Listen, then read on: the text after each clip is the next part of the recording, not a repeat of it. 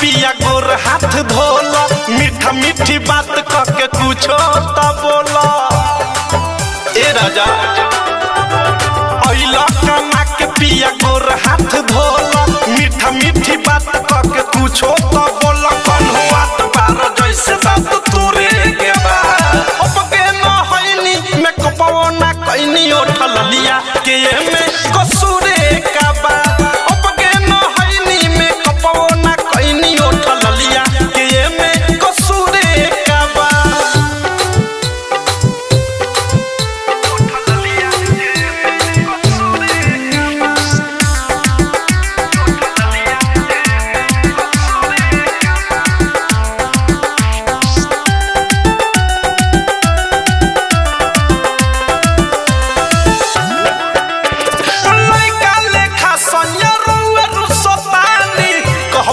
पहिला गावे जात बानी ए मान जाई लइका लेखा संयरुआ रुसतानी कहब त पहिला गावे जात बानी। बोलो राजा जरूरी खबा अब के न होइनी मैं कपवो ना कइनी उठल लिया के में कसूरे का बा।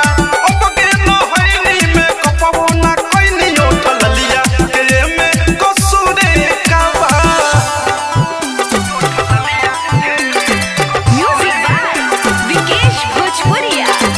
Recording by Missile Recording Studio.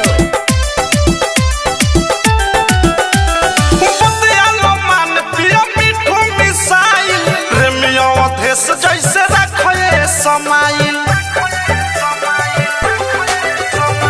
बतियालो मान पिया मिठू मिसाइल, प्रेमियों देश जैसे रखे समाइल।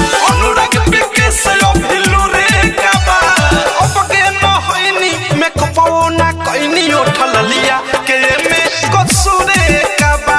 अब के न होइनी मैं कपवो ना कइनी उठल लिया के में कसूरे का बा।